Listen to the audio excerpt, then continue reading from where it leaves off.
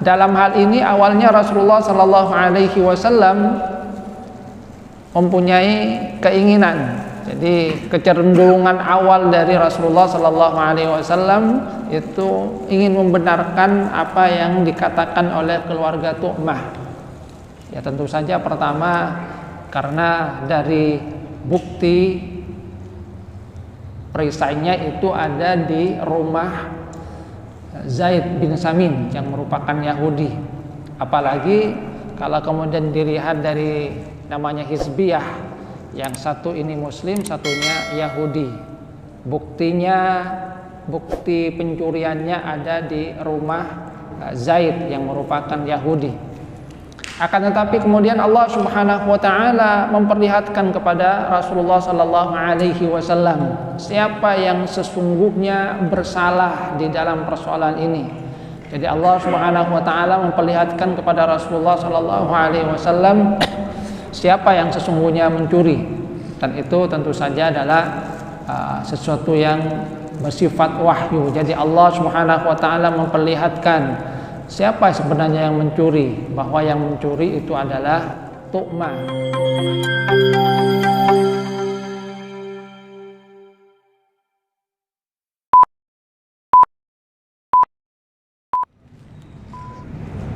Assalamualaikum warahmatullahi wabarakatuh.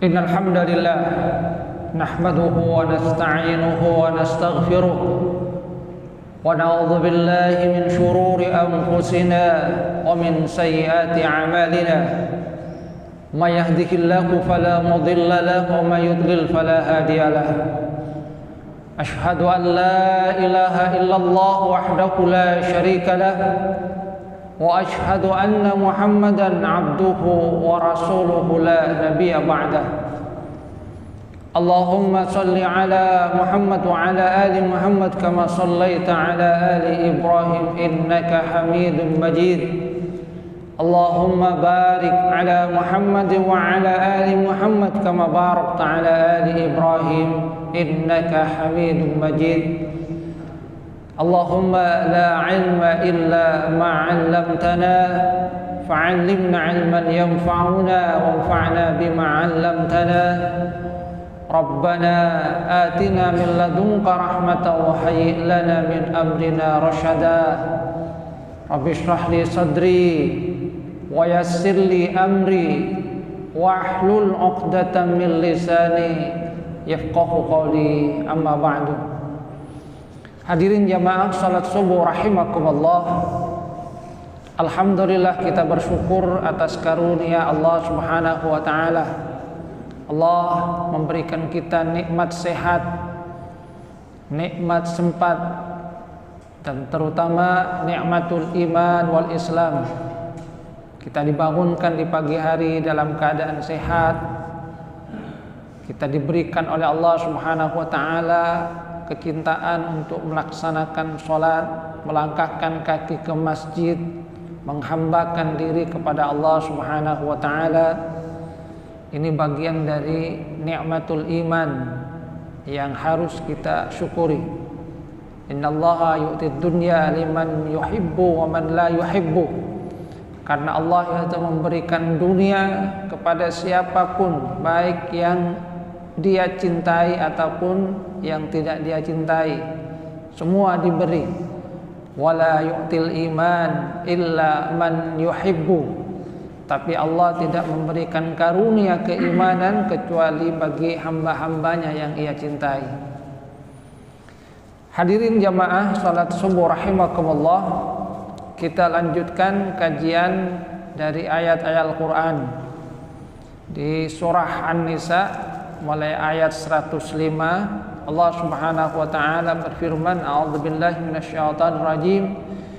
Inna anzalna ilaikal kitaba bil haqqi litahkuma bainan nasi bima arakallah wa la takun lil kha'inina khasima wastaghfirillah innallaha kana ghafurar rahima. Inna anzalna ilaikal kitaba bil haqq, sesungguhnya kami turunkan kepadamu kitab bilhaq, dengan membawa kebenaran, litahkuma bainan nas, supaya engkau memutuskan di antara manusia, bima arakallah, dengan apa yang Allah perlihatkan kepadamu, wala taqul lil khainina khasimah, janganlah engkau menjadi pembela bagi orang-orang yang berkhianat. Wastaghfirillah, dan mohonlah ampun kepada Allah, innallaha kana ghafurar rahima, sesungguhnya Allah itu maha pengampun lagi maha penyayang. Setelah membicarakan tentang persoalan jihad dan juga hal-hal yang berkaitan dengan peperangan, termasuk sholat khauf yang kita bahas, kembali di ayat 105 surah An-Nisa ini membicarakan tentang persoalan orang-orang munafik, yang dalam hal ini berkaitan dengan salah seorang dari kalangan Ansor. Sababun nuzul min hadhil ayat, sebab turunnya dari ayat ini adalah bahwa ada seorang sahabat dari kalangan Ansor, namanya adalah Tu'mah bin Ubairik. Tu'mah bin Ubairik ini mencuri perisai dari tetangganya yang bernama Qatadah bin Nu'man. Perisai ini diletakkan oleh Qatadah bin Nu'man di dalam karung yang berisi tepung. Nah, perisai ini kemudian dicuri, tentu saja bersama dengan karungnya, dibawa oleh Tu'mah. Setelah itu dititipkan kepada seorang Yahudi yang bernama Zaid bin As-Samin. Keesokan harinya ketika pemilik perisai ini, Qatadah bin Nu'man, mengetahui bahwasanya perisainya itu hilang, dia kemudian bertanya kepada Tu'mah, apakah dia mengetahui keberadaan dari perisainya, karena berdekatan. Akan tetapi Tu'mah menyatakan, saya tidak tahu, bahkan dia bersumpah. Nah, karung yang di dalamnya itu berisi perisai, yang di situ juga ada tepung, itu ternyata bocor, sehingga dari karung yang dibawa ini kemudian ada titik-titik tepung yang mengarah kemana sesungguhnya perisai ini dibawa. Dan karena dititipkan oleh Tu'mah kepada Zaid bin As-Samin, maka ini kemudian ditemukan di rumah Yahudi ini. Ketika ditanyakan kepada Zaid kemudian menolak. Dia mengatakan, saya tidak mencurinya, yang menitipkan kepada saya itu adalah Tu'mah. Dan itu kemudian dikuatkan, disaksikan oleh teman-temannya dari kalangan Yahudi. Akan tetapi keluarga besar dari Tu'mah membela Tu'mah. Mereka mengatakan bahwa Yahudi inilah yang mencuri, Yahudi inilah yang berbohong, walaupun sesungguhnya yang melakukan itu adalah Tu'mah. Maka mereka katakan, ayo kita bawa persoalan ini kepada Nabi Muhammad SAW. Jadi dalam hal ini ada dua pihak yang bertikai. Yang pertama adalah Tu'mah yang merupakan salah seorang dari Ansor yang masuk Islam. Kemudian yang satunya adalah Zaid bin As-Samin yang dituduh sebagai pencuri dari perisai milik Qatadah bin Nu'man. Apalagi perisai ini keberadaannya ada di rumah Zaid bin Samin ini sebagai tertuduh. Yahudi, bukan Muslim. Nah, dalam hal ini awalnya Rasulullah SAW mempunyai keinginan. Jadi kecenderungan awal dari Rasulullah SAW itu ingin membenarkan apa yang dikatakan oleh keluarga Tu'mah. Ya tentu saja pertama karena dari bukti perisainya itu ada di rumah Zaid bin Samin yang merupakan Yahudi. Apalagi kalau kemudian dilihat dari namanya Hizbiyah, yang satu ini Muslim, satunya Yahudi. Bukti pencuriannya ada di rumah Zaid yang merupakan Yahudi. Akan tetapi kemudian Allah Subhanahu wa taala memperlihatkan kepada Rasulullah sallallahu alaihi wasallam siapa yang sesungguhnya bersalah di dalam persoalan ini. Jadi Allah Subhanahu wa taala memperlihatkan kepada Rasulullah sallallahu alaihi wasallam siapa yang sesungguhnya mencuri, dan itu tentu saja adalah sesuatu yang bersifat wahyu. Jadi Allah Subhanahu wa taala memperlihatkan siapa sebenarnya yang mencuri, bahwa yang mencuri itu adalah Tu'mah. Tu'mah ini mencuri dari rumah Qatadah, akan tetapi supaya dia tidak dituduh sebagai pencurinya, dia bawa perisai beserta karungnya itu yang berisi tepung ke rumah orang Yahudi ini, sehingga dengan demikian maka yang akan dituduh itu adalah orang Yahudi tadi.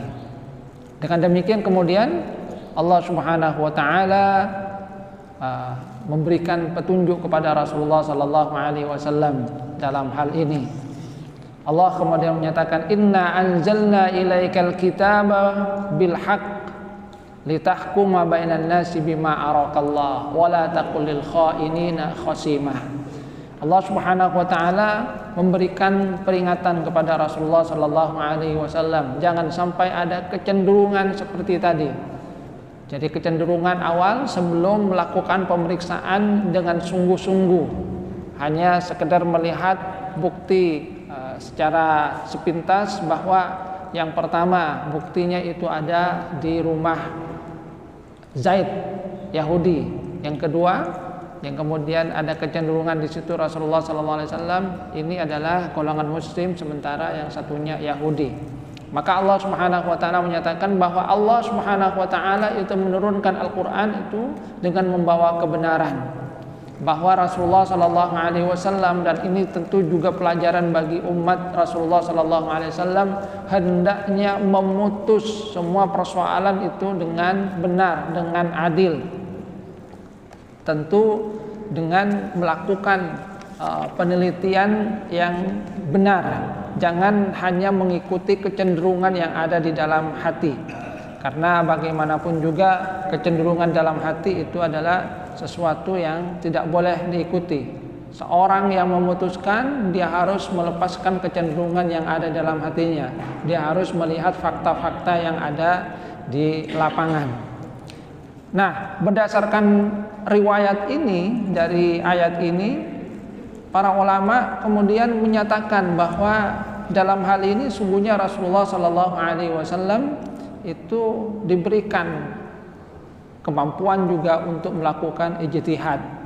Hanya saja Allah Subhanahu wa taala tetap membimbing Rasulullah sallallahu alaihi wasallam, apalagi ketika ada persoalan yang di situ nantinya akan merugikan nama baik dari Rasulullah sallallahu alaihi wasallam. Jadi ijtihad itu berdasarkan wahyu. Jadi maknanya kata Syekh Wahbah Zuhaili, li ajli an tahkuma bainan nas bima uhiya ilaika. Jadi dengan apa yang diwahyukan oleh Allah Subhanahu wa taala, dan juga apa yang diberikan pengetahuan oleh Allah Subhanahu wa taala berupa persoalan-persoalan hukum. Fataqdiya bil wahyi in wujida, maka hendaknya kamu itu memutuskan berdasarkan wahyu kalau itu ada. Au taqdiya bil ijtihad illam yujad wahyun sharihun, atau memutuskan dengan ijtihad ketika tidak ada wahyu yang tegas. Fahkum bainan nas bi syariatillah, hendaklah kamu itu memutuskan di antara manusia dengan syariat yang telah Allah Subhanahu wa taala turunkan. Wala takun liman khana nafsahu mukhasiman wa tudafi anhu, jangan kamu membela orang yang khianat. Jadi di dalam ayat ini Allah Subhanahu wa taala memberikan pelajaran bagi Nabi Muhammad SAW sebagai pelajaran juga bagi umatnya, bahwa kecenderungan yang awal yang ada pada diri Rasulullah SAW itu hendaknya dihilangkan. Karena Allah Subhanahu wa taala telah memberikan petunjuk bagaimana seharusnya memutuskan dengan cara yang adil, kemudian melakukan pencarian bayinah, bukti-bukti. Jangan hanya melihat secara sepintas, akan tapi hendaknya dilakukan secara teliti. Hanya saja di dalam hadis yang lain Rasulullah SAW itu memberikan peringatan. Ini juga supaya menjadi pelajaran bagi umatnya. Jadi pelajaran bagi umatnya ketika Rasulullah SAW melakukan ijtihad seperti ini, maka itu yang bisa diikuti oleh umatnya. Makanya Rasulullah SAW kemudian memberikan peringatan juga kepada orang yang berselisih. Di dalam riwayat yang lain ada 2 orang bersaudara yang mereka itu berselisih tentang persoalan harta waris yang ada pada diri mereka, sementara bukti-bukti yang berkaitan dengan harta waris itu sudah tidak ada. Maka kemudian yang satunya juga tidak punya bukti. Rasulullah kemudian menyatakan, innakum takhtasimuna ilayya, kalian ini berselisih dan perselisihan itu kalian bawa kepada saya. Wa innama ana bashar, tapi ketahuilah bahwa saya ini adalah manusia biasa. Wala'alla ba'dakum ayyakuna alhan bi hujjatihi min ba'din. Boleh jadi ada di antara kalian salah satunya itu lebih fasih ketika dia menyampaikan argumentasinya. Jadi argumentasinya lebih kemudian memikat, argumentasinya kemudian lebih bisa diterima. Sebab kadang-kadang walaupun yang benar itu sesungguhnya mempunyai argumentasi, yang salah kadang juga mempunyai argumentasi yang kadang-kadang itu ketika disampaikan seakan-akan argumentasinya yang lebih benar itu. Maka kata Rasulullah, saya manusia biasa. Boleh jadi ada di antara kalian yang dia lebih pandai ketika dia menyampaikan argumentasinya. Wa innama aqdi bainakum ala nahwin mimma asma'u, dan saya ini memutuskan di antara kalian sesuai dengan apa yang saya dengar. Jadi yang saya dengar, yang saya lihat itu saya putuskan itu. Artinya saya boleh jadi akan salah. Maka kata Rasulullah sallallahu alaihi wasallam, faman qadaitu lahu min haqqi akhihi syai'an fala ya'khudhu. Maka barang siapa yang saya putuskan sementara putusan saya sesungguhnya adalah hak dari saudaranya, harusnya saudaranya yang benar, akan tetapi karena yang satu itu lebih fasih di dalam menyampaikan argumentasinya, maka kata Rasulullah, fala yakhudhu, jangan dia ambil, jangan mengikuti putusan saya kalau dia tahu bahwa putusan saya itu salah. Fa innama aqta'u lahu qit'atan minan nar ya'ti biha, karena yang saya putuskan ketika dia tahu bahwa yang saya putuskan salah dan itu adalah hak dari saudaranya, sungguhnya itu adalah putusan qit'atun minan nar, itu adalah potongan neraka yang dia ambil. Nanti dia akan mengambilnya masuk neraka.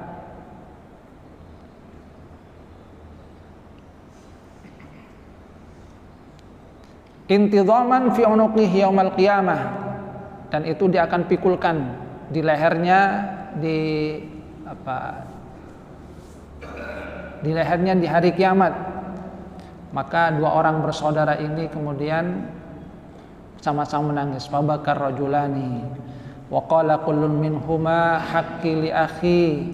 Setiap dari mereka kemudian berkata, ya sudahlah, hak saya untuk saudara saya. Kata yang satunya, sudah, hak saya untuk kamu. karena mereka khawatir bahwa apa yang diputuskan oleh Rasulullah Sallallahu Alaihi Wasallam itu tidak sesuai dengan kebenaran yang seharusnya didapatkan.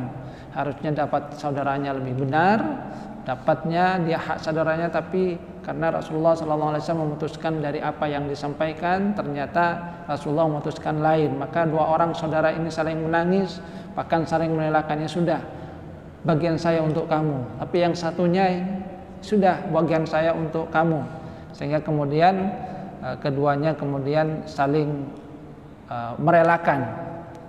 Maka kata Rasulullah Sallallahu Alaihi Wasallam, amma idza qultuma fadhhaba faqtasima thumma tawakhaya al-haq bainakuma thumma istahima thumma liyuhallil kullun minkum sahibahu. Ya sudah, karena kalian itu sudah saling berusaha untuk memenuhi hak saudaranya, sekarang sudah pulanglah sesuai dengan apa yang kalian katakan, bagi sesuai dengan apa yang memang kalian yakini itu benar. Kalaupun ada hal yang kurang tepat, hendaknya yang satu itu menghalalkan bagi saudaranya supaya tidak menjadi beban. Ini yang pernah dikatakan oleh Rasulullah SAW kepada dua orang bersaudara yang berselisih tentang waris, di mana Rasulullah memperingatkan, saya boleh jadi salah dalam memutuskan karena saya tidak mengetahui secara pasti tentang bukti-buktinya kemudian sudah hilang. Maka kalau saya memutuskan salah, jangan ambil, karena itu berarti saya memberikan neraka kepada salah seorang di antara kalian. Jangan ambil. Maka dua orang saudara ini saling menangis, kemudian saling merelakan. Ya sudah, kata Rasulullah, pulang, bagi, saling merelakan. Kalau kemudian ada kelebihan, halalkan. Kalau ada kekurangan, halalkan. Hadirin jamaah rahimakumullah, kembali kepada apa yang menjadi sababun nuzul dari ayat ini. Allah Subhanahu wa taala memberikan peringatan kepada Rasulullah sallallahu alaihi wasallam karena ini menjadi pelajaran bagi umatnya, bahwa di dalam memutuskan itu hendaknya memutuskan berdasarkan petunjuk yang diberikan oleh Allah Subhanahu wa taala. Rasulullah sallallahu alaihi wasallam diberikan petunjuk secara langsung oleh Allah Subhanahu wa taala. Ketika ada hal yang keliru di dalam memutuskan, apalagi merugikan nama baik beliau, maka Allah Subhanahu wa taala memberikan langsung petunjuk karena Rasulullah itu dibimbing langsung oleh Allah Subhanahu wa taala. Akan tetapi kita umatnya tentu tidak sama dengan Rasulullah sallallahu alaihi wasallam. Maka maknanya adalah hendaknya setiap kita itu memutuskan seperti halnya yang sudah dicontohkan oleh Rasulullah sallallahu alaihi wasallam, diberikan petunjuk oleh Allah, putuslah dengan putusan yang benar berdasarkan ketentuan yang telah ditetapkan oleh Allah Subhanahu wa taala. Jangan ada kecenderungan untuk memihak salah satu, baik itu disebabkan karena asabiyah, golongan ini dekat saya, ini famili saya, ini suku saya, ini sesama muslim, ini lain, ini non muslim. Jangan sampai ada kecenderungan seperti itu, karena nanti itu akan mempengaruhi keputusan. Wala taqulil kha'inina khasimah. Makanya Allah Subhanahu wa taala menyatakan di dalam ayat ini, wala taqulil kha'inina khasimah. Kenapa disebutkan dengan kata kha'inin, orang-orang yang berkhianat? Padahal yang melakukan itu hanya satu, yaitu Tu'mah bin Ubairik. Maka maknanya pertama bisa jadi maknanya itu adalah di dalam persoalan ini yang berkhianat sesungguhnya boleh jadi bukan hanya Tu'mah, akan tapi keluarga besarnya, karena keluarga besarnya itu mendukung apa yang dilakukan oleh Tu'mah berdasarkan semangat kesukuan, semangat kekeluargaan, tanpa melihat apakah apa yang dilakukan oleh Tu'mah itu benar atau tidak. Karena ini keluarga saya, ini adalah suku saya, sementara yang satunya adalah orang Yahudi. Maka kemudian maknanya adalah bisa jadi, kata mufassir, ini mencakup orang yang melakukan dan orang-orang sekitarnya yang mendukung perilaku dari orang yang berkhianat ini, yaitu yang tu'mah dan keluarga besarnya. Kemudian kata Syekh Zuhaili, itu juga maknanya bisa bahwa ini mencakup secara umum kepada semua orang yang melakukan pengkhianatan. Memang yang menjadi sebab turunnya ayat ini adalah apa yang terjadi, apa yang dilakukan oleh tu'mah. Akan tetapi pelajarannya adalah kepada semua orang yang melakukan pengkhianatan, bukan hanya tu'mah. Jadi semua, baik itu tu'mah ataupun orang yang lainnya, mencakup semua orang yang berkhianat. Maka janganlah seorang hakim itu memutuskan perkara hanya berdasarkan kecenderungan hatinya. Hendaklah dilakukan dengan cara yang benar, dilihat bukti-buktinya, dilihat kemudian apa yang memang sesungguhnya terjadi. Kemudian Allah Subhanahu wa taala menyatakan wastaghfirillah innallaha kana ghafurur rahima, dan mohon ampunlah kamu kepada Allah, sungguhnya Allah Maha Pengampun lagi Maha Penyayang. Di dalam ayat ini Allah Subhanahu wa taala memerintahkan kepada Rasulullah sallallahu alaihi wasallam untuk mohon ampun kepada Allah Subhanahu wa taala. Kenapa diperintahkan untuk mohon ampun? Maka di sini kemudian para ulama menyatakan bahwa kecenderungan yang seperti itu tidak boleh hadap diri pada diri Rasulullah sallallahu alaihi wasallam. Sehingga di antara ulama ada yang menyatakan bahwa tingkatan dari seseorang itu mempunyai pengaruh terhadap kedudukan dirinya juga di sisi Allah Subhanahu wa taala. Sampai ada ungkapan hasanatul abrar sayyiatul muqarrabin.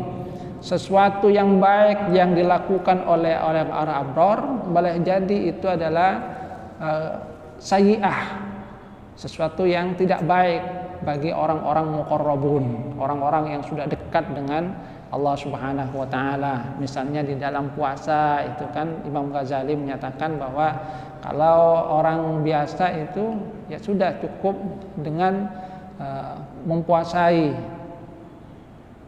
panca indera.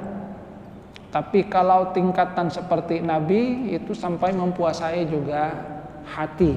Jangan ada keinginan, kecenderungan. Itu tingkatan yang sudah lebih tinggi lagi, dan itu adalah tingkatan para aulia, tingkatan orang-orang seperti Nabi Muhammad sallallahu alaihi wasallam. Nah, seperti halnya mungkin gini, ibaratnya kalau kita jadikan sebagai iktibar, tulisan orang-orang anak SD misalnya, itu mungkin baik itu. Kalau dia menulis kemudian nilainya dapat 80.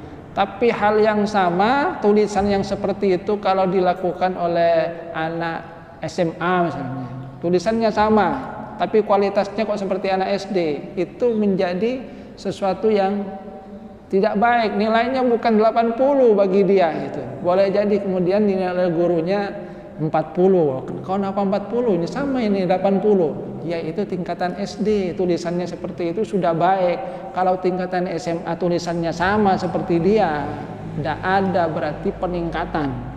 Apalagi kemudian mahasiswa tulisannya sama dengan tulisan anak SD, maka tentu saja tidak ada peningkatan. Kualitas dari tingkatan seseorang itu menentukan juga apa yang ada pada dirinya. Jadi ungkapan ulama itu hasanatul abrar sayyiatul muqarrabin. Kebaikan yang mungkin bagi orang-orang al-abrar itu baik, itu boleh jadi sudah menjadi tidak baik bagi orang-orang yang dekat dengan Allah Subhanahu wa taala. Rasulullah sallallahu alaihi wasallam itu di dalam ayat ini kan hanya dikatakan mempunyai kecenderungan. Akan tapi kecenderungan seperti itu kemudian sudah tidak diperbolehkan oleh Allah Subhanahu wa taala. Al-hammu wal hammu la yusafu bi annahu dzambun. Bagi keinginan seperti itu sungguhnya bukan bagian dari dosa. Akan tapi Allah Subhanahu wa taala tetap memerintahkan kepada Rasulullah sallallahu alaihi wasallam untuk memohon kepada Allah Subhanahu wa taala. Makanya di situ bal inna dzalika min qubaili hasanatil abrar sayyiatul muqarrabin. Jadi itu bagian dari ungkapan yang dikatakan oleh para ulama, kebaikan bagi orang-orang abror itu boleh jadi adalah sesuatu yang tidak baik bagi orang-orang yang dekat dengan Allah Subhanahu wa taala. Semakin tinggi tingkatannya, maka semakin tinggi juga kualitas yang harus dijaga. Sama apa yang diputuskan oleh kepala keluarga mungkin akan berbeda dengan apa yang diputuskan oleh presiden, karena yang dia putuskan itu akan mencakup seluruh rakyat yang ada di negerinya. Jadi hasanatul abrar, sayyiatul muqarrabin. Wastaghfirillah, innallaha kana ghafurur rahimah. Mintalah ampun kepada Allah, sesungguhnya Allah itu Maha Pengampun lagi Maha Penyayang. Jadi di dalam ayat ini Allah Subhanahu wa taala memerintahkan kepada Rasulullah sallallahu alaihi wasallam untuk memohon ampun, walaupun itu hanya sekedar alhammu. Allah Subhanahu wa taala juga menyatakan bahwa Allah itu Maha Pengampun lagi Maha Penyayang. Wala tujadil 'anil ladzina yakhtanuna anfusahum innallaha la yuhibbu man kana khawanan atsimah. Kembali di lanjutan ayat ini Allah Subhanahu wa taala menyatakan kepada Rasulullah sallallahu alaihi wasallam supaya apa? Supaya jangan membela orang-orang yang mengkhianati diri mereka sendiri. Jadi ada ungkapan di sini, ya orang yang berkhianat sesungguhnya dia itu mengkhianati dirinya. Jadi mengkhianati dirinya, walaupun dia mungkin mengkhianati orang lain, akan tapi sungguhnya dia mengkhianati dirinya, karena apa yang dia lakukan kepada orang lain itu akan kembali kepada dirinya. Innallaha la yuhibbu man kana khawanan atsima. Sungguhnya Allah itu tidak mencintai orang-orang yang banyak berkhianat, orang-orang yang melakukan banyak dosa. Makanya kata para ulama, ayat ini sesungguhnya berkaitan kembali dengan persoalan orang-orang munafik. Jadi kata para ulama, Tu'mah dan golongannya itu kemudian dikatakan oleh mereka ini bagian dari orang munafik, karena mereka yang benar-benar beriman kepada Rasulullah sallallahu alaihi wasallam itu tidaklah melakukan hal yang seperti ini. Apalagi dalam riwayat itu kemudian dikatakan bahwasanya Tu'mah setelah kejadian itu malah tidak mau untuk menerima keputusan yang diberikan oleh Rasulullah SAW setelah ketahuan bahwasanya dirinya itu yang salah, bahwa dirinya yang sesungguhnya mencuri. Ketika sudah dibeberkan bukti-bukti berdasarkan apa yang diwahyukan oleh Allah Subhanahu wa taala kepada Rasulullah SAW, Tu'mah ini malah melarikan diri, dia kemudian murtad. Na'udzubillah. Jadi dia melarikan diri, murtad, dan meninggal dunia dalam keadaan murtad. Jadi keluar dari Madinah, tidak menerima apa yang diputuskan oleh Rasulullah sallallahu alaihi wasallam. Padahal seorang muslim itu kan pasti menerima apa yang diputuskan oleh Rasulullah sallallahu alaihi wasallam. Dia karena persoalan dunia mengkhianati dirinya, mengkhianati Rasulullah sallallahu alaihi wasallam. Bahkan dalam hal ini sesungguhnya dia, kalau Allah Subhanahu wa taala tidak memberikan wahyu, bisa jadi akan menjerumuskan Rasulullah sallallahu alaihi wasallam kepada kesalahan. Karena apa yang dia lakukan itu kemudian akan memberikan tuduhannya kepada orang-orang Yahudi. Jadi dia tidak menerima, kemudian melarikan diri dan mati dalam perjalanan ketika dia melarikan diri, murtad, keluar dari Islam. Na'udzubillah. Jadi kata Allah Subhanahu wa taala, jangan jadi pembela, jangan kemudian berdebat tentang orang-orang yang sudah mengkhianati dirinya. Allah itu tidak menyukai orang-orang yang berkhianat, orang-orang yang melakukan dosa. Hadirin jamaah rahimakumullah. Jadi intinya sekali lagi di dalam agama kita itu memang Allah memerintahkan untuk melakukan putusan dengan adil. Jangan karena kecenderungan golongan, jangan karena kecenderungan agama kemudian ini menjadikan seorang tidak berbuat adil. Dan inilah yang kemudian diikuti oleh sahabat-sahabat Rasulullah Sallallahu Alaihi Wasallam, bagaimana mereka itu memutuskan juga berdasarkan apa yang pernah dilakukan oleh Rasulullah Sallallahu Alaihi Wasallam. Misalnya pada masa Khalifah Ali bin Abi Thalib, ketika Ali bin Abi Thalib berselisih dengan orang Yahudi, yang orang Yahudi itu memiliki baju besinya Ali bin Abi Thalib. Karena kemudian berdasarkan saksi-saksinya hanya keluarga dari Ali bin Abi Thalib, tidak ada saksi yang lain yang menguatkan bahwasanya itu adalah baju besi milik Ali bin Abi Thalib. Hakimnya walaupun ini adalah khalifah, walaupun ini adalah muslim, sementara yang satunya itu Yahudi, rakyat biasa, akan tapi dia kemudian tetap memutuskan berdasarkan apa yang ada di lapangan. Jadi tidak kemudian memenangkan Ali walaupun dia khalifah, tidak memenangkan beliau walaupun sesama muslim, tetap memutuskan sesuai dengan fakta-fakta yang ada di lapangan. Itulah yang sesungguhnya sudah dicontohkan oleh Rasulullah Sallallahu Alaihi Wasallam, walaupun mungkin saja tadi salah itu, karena memang itu benar-benar milik Ali bin Abi Thalib, akan tapi sebagaimana yang dikatakan oleh Rasulullah Sallallahu Alaihi Wasallam, dan ini menjadi pelajaran bagi umatnya, innama ana basyar, saya ini manusia biasa. Boleh jadi kalian itu ada yang lebih pandai di dalam menguraikan fakta-fakta, bersilat lidah. Kalau saya salah, jangan ambil, karena itu adalah potongan dari neraka yang akan dia bawa nanti di hari kiamat. Hadirin, ini saja yang dapat saya sampaikan, mudah-mudahan ada manfaatnya, kurang lebihnya mohon maaf. Wabillahi taufiq wal hidayah wa ridha wa inayah. Assalamualaikum warahmatullahi wabarakatuh.